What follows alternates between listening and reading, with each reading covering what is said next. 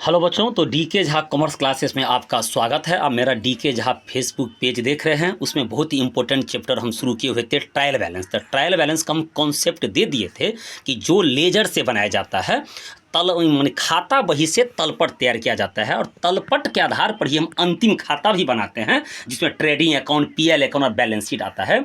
ये खाता बही की जो इसमें शुद्ध अशुद्ध के बारे में ज्ञात किया जाता है। इसमें ये एक अलग कागज बनाया जाता है, ये वर्ष के अंत में बनाया जाता है, ये एक निश्चित तिथि को बनाया जाता है, और इसका उद्देश्य जो है खातों के शेषों की अंक गणितीय शुद्धता को ज्ञात करना। ये टोटल कॉन्सेप्ट दे दिए थे। आज हम दे रहे हैं कि अगर ट्रायल बैलेंस के दो गो पक्ष होता है, एगो डेबिट होता है और एगो क्रेडिट होता है, तो ये इसमें डेबिट पक्ष में कौन आइटम आएगा और क्रेडिट पक्ष में कौन आइटम आएगा। तो सबसे पहले आपको बता देते हैं, बहुत ही इंपॉर्टेंट है ये ट्रायल बैलेंस।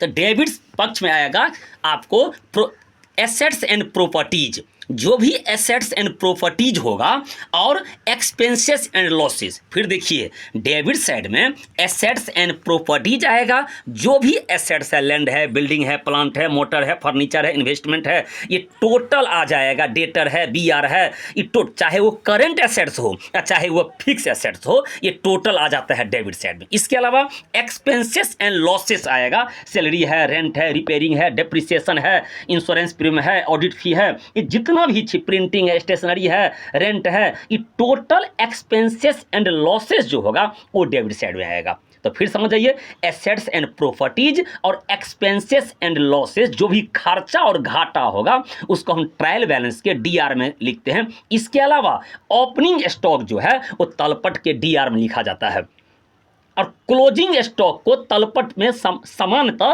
क्लोजिंग स्टॉक को तलपट में प्रदर्शित नहीं किया जाता है। यह तलपट के बाहर एडजस्टमेंट के रूप में, जब तलपट आपका बन जाएगा तो तलपट के बाहर क्लोजिंग स्टॉक को दिखाया जाएगा।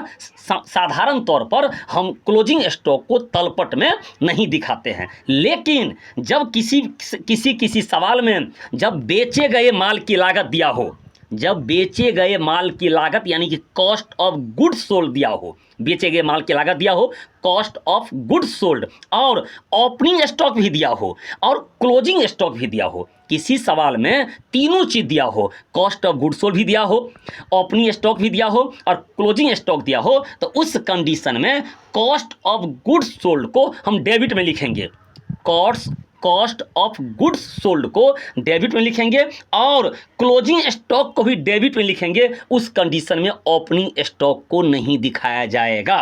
तो ये है, परचेज को डीआर में लिखा जाता है, परचेज रिटर्न सीआर में लिखा जाता है, सेल्स को सीआर में लिखते हैं, सेल्स रिटर्न डीआर में लिखते हैं। ये सब दो चार जो आइटम होता है, वो परचेज हुआ, सेल्स हुआ, परचेज रिटर्न हुआ, सेल्स रिटर्न हुआ, इस आपका कॉन्सेप्ट देखना पड़ेगा। ओपनिंग स्टॉक डेबिट्स में होगा, क्लोजिंग स्टॉक तब ये लिखेंगे जब कॉस्ट ऑफ गुड्स सोल्ड सवाल में दिया रहेगा।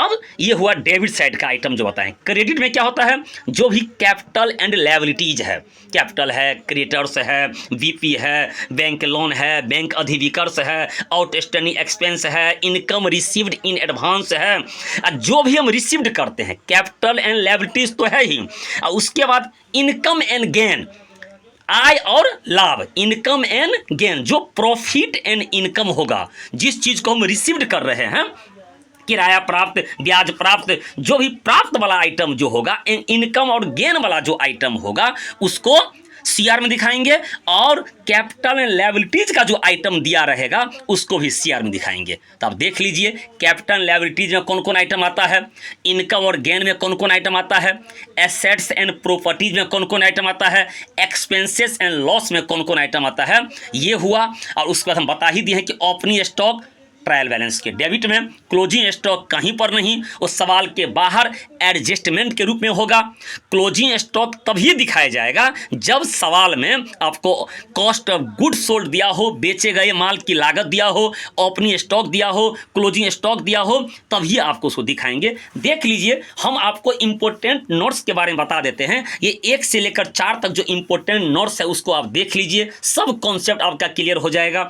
इसके अलावा आपका यहाँ पर भी कुछ दे दिया है, रिमेंबर में दे दिया है कि कि आपको ये देख रहे हैं ओपनिंग स्टॉक को तलपट के डेबिट कॉलम में दिखाया जाएगा, क्लोजिंग स्टॉक को तलपट में नहीं दिखाया जाएगा। ये भी आइटम्स जो है वो आप देख लीजिए, ये भी देख लीजिए कि क्लोजिंग स्टॉक को कब दिखाया जाएगा। और उसके बाद जो इम्पोर्टेंट जो चीज़ है वो ये है आपका कि एसेट्स और एक्सपेंसेस एंड लॉसेज जो है वो डेबिट साइड में है, और liabilities, capital, income and gain ये जो है वो आपको क्रेडिट साइड में है। इस साइड भी आपको दे दिया है। तो ये आपका फॉर्मेट है, चार्ट है।